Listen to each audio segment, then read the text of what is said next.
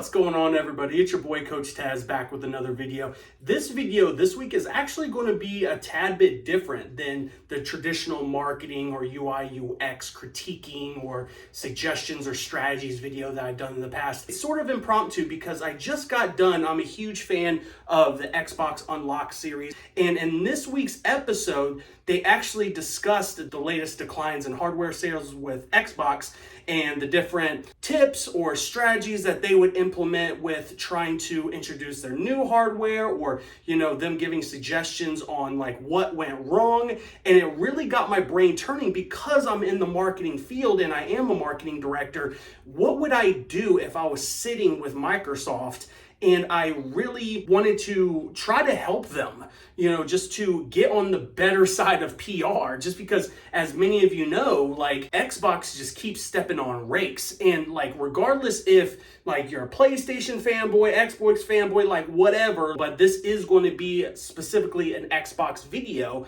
just because like I am an Xbox fan. I've been an Xbox fan. I go all the way back to the OG Xbox when my dad bought it for me when I was walking into high school. Like, yes, that's how old I am. I'm a day oneer, with Halo and Fusion Frenzy and, Project Gotham and all those. So, I am a huge Xbox fan, and hopefully if you're like me, you want them to succeed because competition is good in the marketplace. But a lot of their pain that they've been facing these last two console generations, a lot of it is self-inflicted, whether they want to hear that or not.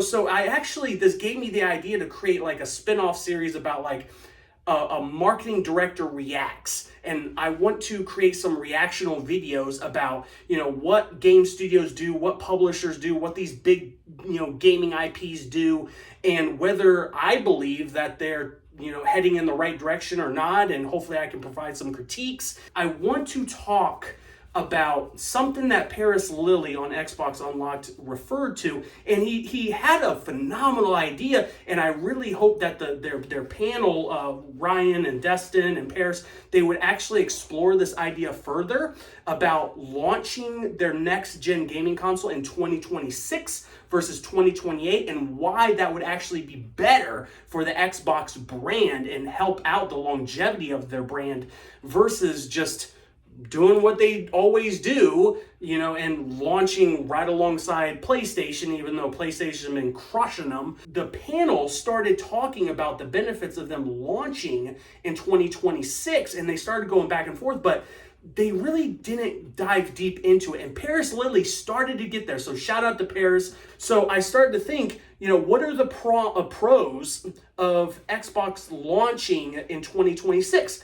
And it got the gears turning because we know that Phil Spencer has specifically talked about, he's done everything minus publicly saying a handheld's here, it's launching on X day. But he's been playing around with it for a long time, guys. Like, we know Microsoft Gaming, Xbox brand, they're coming out with a handheld. Like, let's not play games here. When we know that Xbox is developing currently a handheld device, automatically we know Xbox goes big on things. They're a $1 trillion company. Like, they're not going to create a tiny Switch Lite, Xbox Lite style handheld. That's not their play. If they did that, I would be shocked. But they're going to try to compete with the big handhelds in the game. They're going to try to be the next Steam Deck. They're going to be this $300, $400, $500, $600 handheld. I guarantee you, I would bet my money on it, that they're coming out with some sort of powerful handheld. This is a question for y'all. Do you honestly think that they're going to develop this whole next gen console, this other box, in 2028 or even 2026? It doesn't really matter.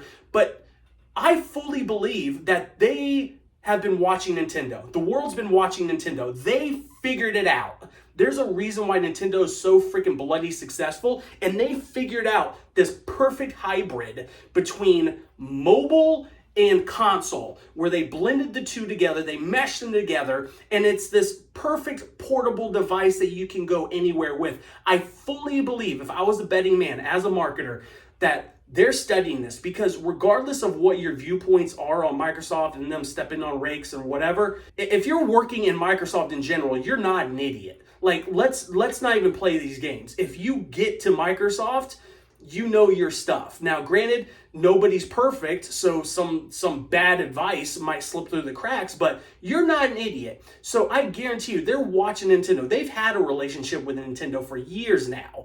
It would be a smart business strategy to blend the two and come up with a replica or some sort of similar device as a Switch, but do it for the Xbox side of things, especially since their slogan is all around play anywhere, play on any device that you want. So I really doubt, and especially with their hardware sales being so bad this quarter, but this whole generation, like it started with the Xbox One series with the bad PR that happened coming off the 360, which was their golden era. It's just been a downhill spiral ever since. So they have got to do something to get on the better side of things.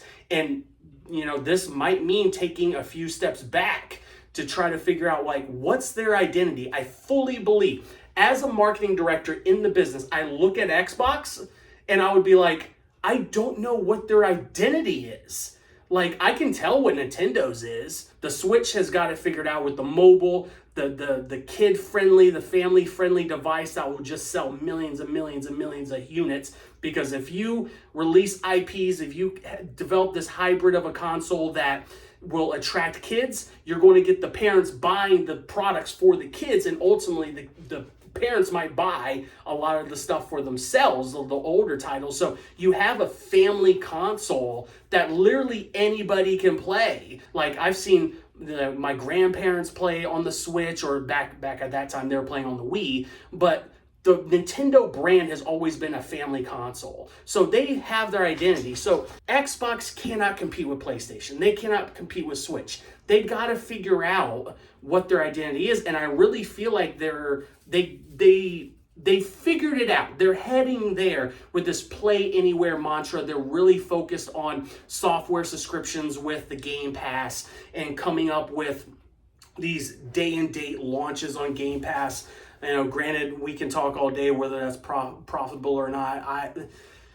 That's a topic for another video. I'm not diving into that one right now because I have a lot to say about that one as a marketing director in the industry.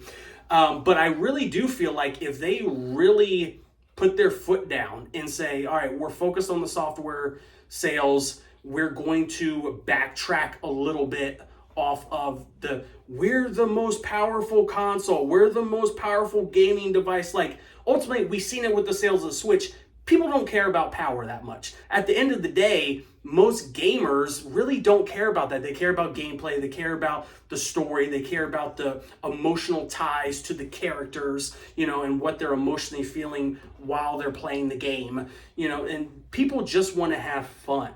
I can play Fusion Frenzy on Game Pass that is a 20-year-old game, and me and my friends will have a blast on it. Like, graphics and power is not that big of a deal. Let's entertain this idea that they're going to launch some sort of console, or I believe they're going to launch a handheld hybrid device in 2026. What clues do we see that is going to cause us to believe that 2026 is the right window? Number one, look at the games. They're giving massive clues to games that are going to come out in 2026, and they're going to be powerful games. So these things could be console sellers. If you release a handheld hybrid console device, whatever this hardware thing is, you can almost guarantee that these things are going to move units if you pair it with these huge IPs. The easy one is, let's talk about the yearly Call of Duty release. It comes out damn near every freaking November. If they pair this with a release date somewhere around the holidays, 2026, it's an easy slam dunk win. But let's talk about the big one, Gears E-Day. And Paris Lilly attested to this one too. There's news journalists that are saying it's a 2025 release. I definitely think that's a mistype or a misprint, because there's no way Gears E-Day, under its current development circumstances, that it's coming out in 2025. That will be a Q4 or at the earliest Q3 2026 release date. Pin this. I guarantee you, let's revisit this, a couple years from now. But Gears E-Day would be the title, that would move units. You have the millennials that absolutely, like myself, that grew up on Gears. You have the new audience that has been accustomed to the new franchise and they want to try the old franchise or just see what these main characters are about. So a lot of nostalgia play here. And nostalgia, pin that one, because that's going to be a big clue moving forward if you pay attention to these titles. So we have Gears. You cannot tell me that's not going to sell units. Gears is going to be a 2026 launch title for their new console. Now, let's talk about the controversial one. I am a diehard Halo OG fan. Despite all the controversies and everything that's been frustrating me about 343 Industries, we know that they're working on a new title. And we also know that Certain Affinity was working on something years ago. Now, there's been Reddit forums saying that that whole project from Certain Affinity was that Halo project got shut down. I don't understand that, like why you would invest, because initially Certain Affinity got hired on to work on this Halo project right dang near like just a few months, I believe, after the launch of Halo Infinite. So now we're at the time of this filming, it's 2024. They've been working on this for a couple of years, whatever their project was. Are you seriously going to dump 2 or 2.5 years worth of content out? And why would you do that? It's Certain Affinity. Like, that development studio is phenomenal. So if you have Certain Affinity working on maybe a lot of rumors where it was a battle royale for Halo Infinite, that never came about. Halo Infinite is on its last leg, which pains me to say because I do believe that game had all the potential in the world. You have the content that Certain Affinity has created, even if it's a small scale game, even like a Halo Wars or just some sort of spin-off game, like a single player campaign.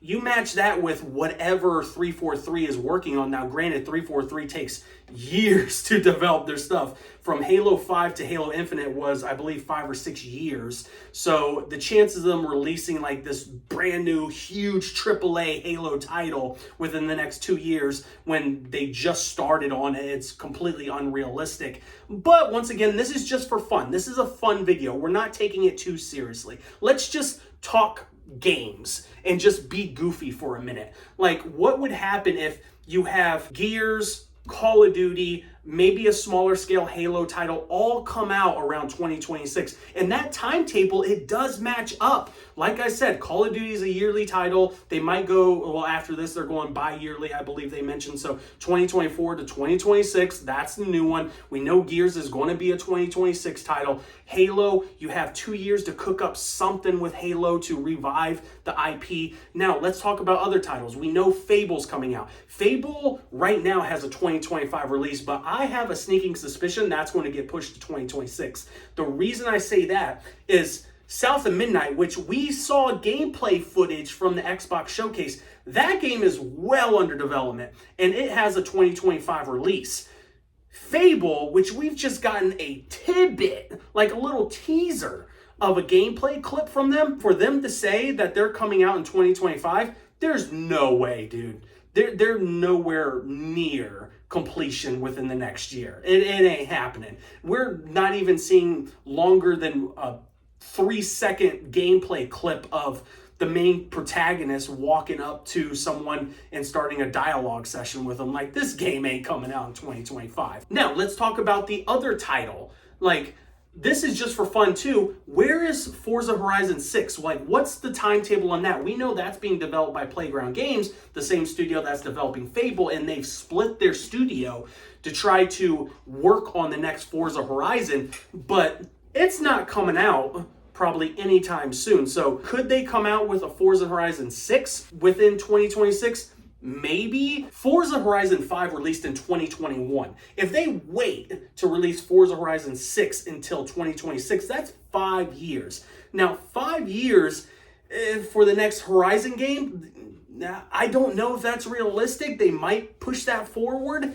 But once again, what's the bandwidth of the studio? Like, how stretched thin are they at with working on Fable at the same time? Because that's going to be a huge title for the Xbox brand. They cannot mess that up. So if they have to wait on Forza Horizon to focus on Fable, that is definitely the smart move. But once again, we know that part of their team, they've said it, part of their team is working on the next title. They branched out. So is 2 years the next, is that a realistic timetable to get Forza Horizon 6 out?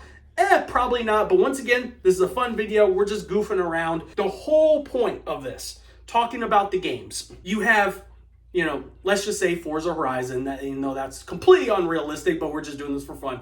You have Fable, you have Gears, you have Halo, you have Call of Duty. What do all these IPs have in common? They're all original OG Xbox titles, minus Forza Horizon, which came after, I think that was the 360 area. But the point is, when you think of Xbox, you specifically think of Forza Horizon, Fable, Gears, Halo. Now you throw the huge IP of Call of Duty onto that. If these titles are bundled together for a 2026 launch, now realistically, they're not going to release all those titles on day and date launch on the new console, because realistically they know people's budgets and their averaging spending rates, which is like 1 to 3 games on a new console. So realistically, they're not going to bundle all these out, but they can stagnate them and advertise them to prep for the new hardware release in 2026. And the biggest thing of having all these original OG Xbox IPs,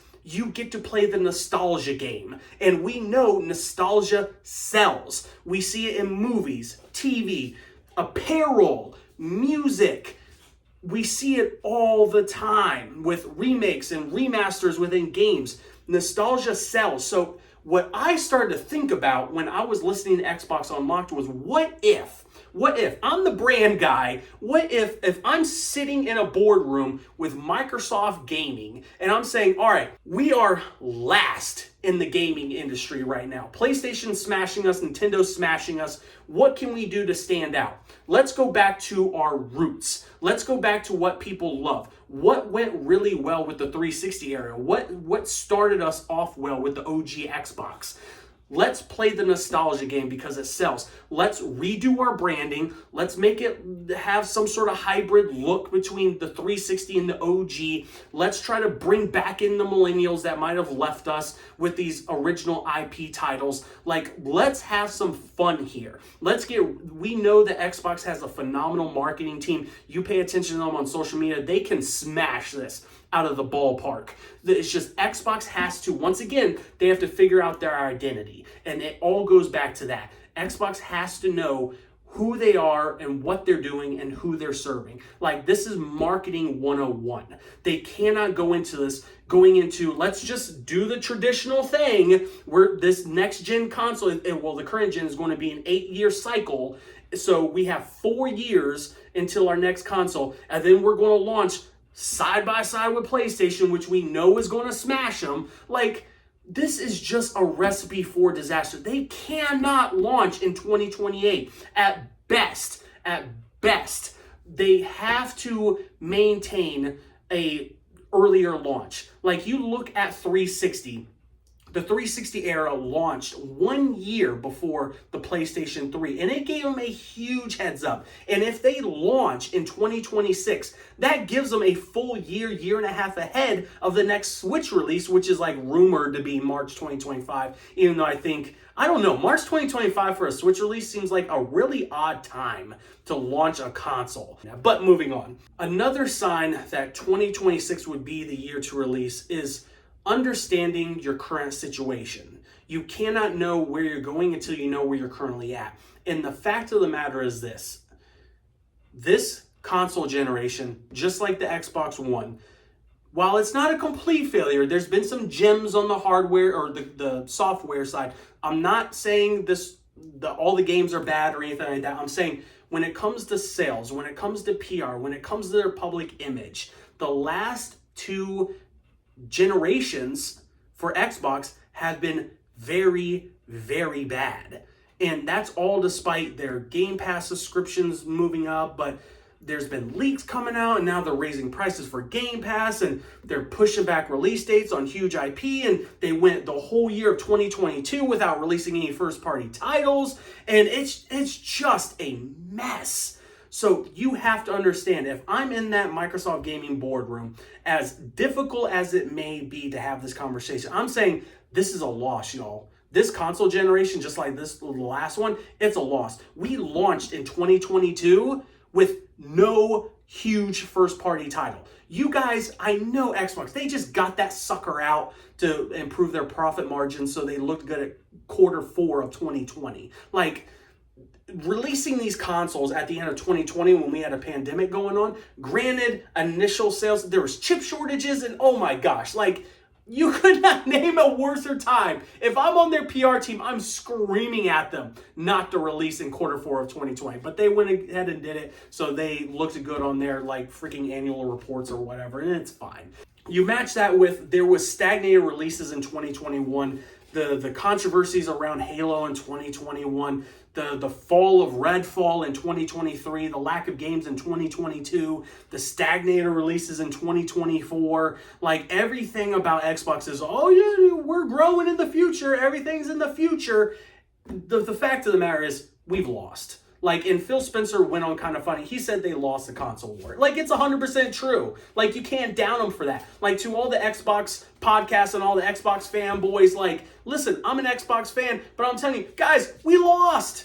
We lost. And a lot of it just has to do with their leadership and what they're doing. So if you are sitting in those marketing rooms trying to come up with your strategy for your next release, you got to bring your A game, and you got to do something different. And you got to do something that has a proven track record. Nostalgia sells. We know gamers from the reaction of the Xbox Showcase. Gears was the hit. We saw how big Doom was. We saw the reaction with Fable and Call of Duty. Like, people want these huge IPs. Yeah, and I know this is mainly like an indie game channel, but let's face facts. Like, AAA titles, they attract the casual gamer. So if I'm Xbox, understanding that I have to attract the casual gamer, and I understand nostalgia sells, and I understand that handhelds are the way to go because we want to play anywhere and live by this slogan, this is what we're doing. Like, why are we going to drag this poor console generation out another 4 years? Because it's all rumored that everything will be done by 2028. That's the next big hardware release alongside the PlayStation 6 or whatever it's called.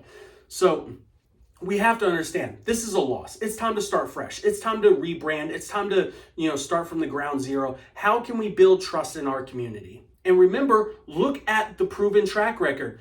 Success leaves clues. Mimic what the 360 did. They released 1 whole year before the next PlayStation.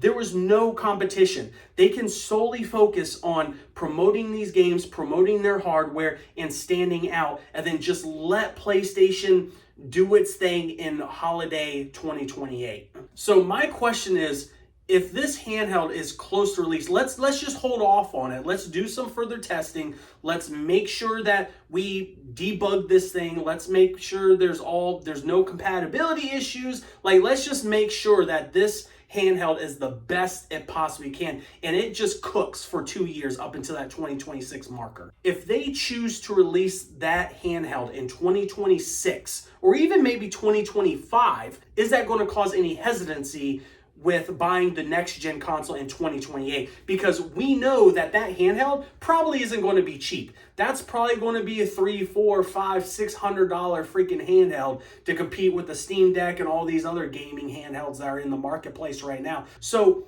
if you have a handheld that's at this price point and gamers in the community spends $400 on this nice handheld in 2026, what makes you think they're going to drop another $500 2 years later for your next gen console? And is that next gen console, is that going to cause any compatibility issues with the handheld? Because the handheld is running games back on the previous gen, and we have these next gen titles coming in 2028. Can they run on the handheld? Like, there's just, like, you have to choose. You cannot have this next gen most powerful console in the world mixed with this handheld. I would say the best course of action is to develop this Switch-like hybrid, which is this handheld that docks into your console and you can play it on the TV you want. Now, there aren't many cons that I was able to come up with when really sitting down and analyzing whether this handheld should be released in 2026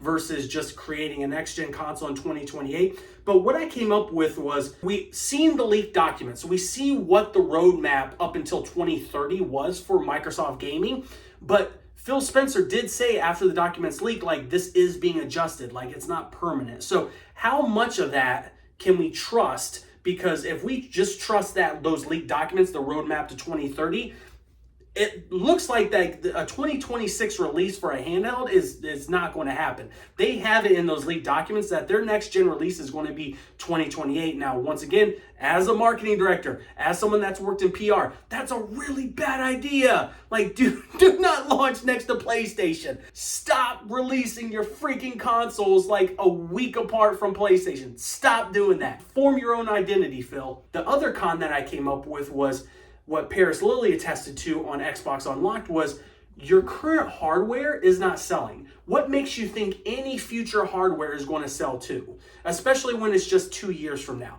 My question is, I'm not too concerned with hardware sales. I think that has a lot to do with the current economy and their lack of strong IPs and their stagnated releases. I think between those two, that if they lock those in for their 2026 release, this will fix the vast majority of their problems, as well as not having any leaks or bad PR like they seem to do at least like once a quarter, which is just phenomenal as someone in the industry. I just don't know how all these leaks and bad PR get out. I don't know what's going on within those Microsoft walls. Nobody on these game journalists podcasts, these websites, like nobody talks about the current state of the economy. Like, I live in the United States with my family. I've heard that the economy worldwide, internationally, is not doing that well either. I don't know, since I don't live in those countries, but we have an election coming up this November. Like, there could be a political shift. There could be different policy changes. Like,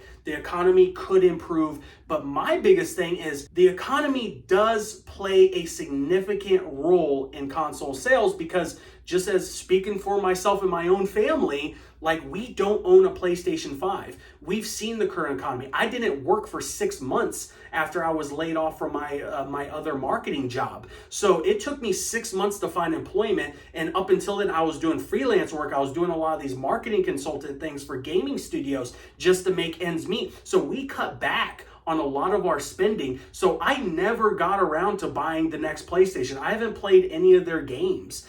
My question is, can the economy turn around within the next 2 years to cause people to feel comfortable enough to spend $400, $500, $600 on a next-gen console? So does that give enough time for people to recuperate after this whole last horrific 4 years?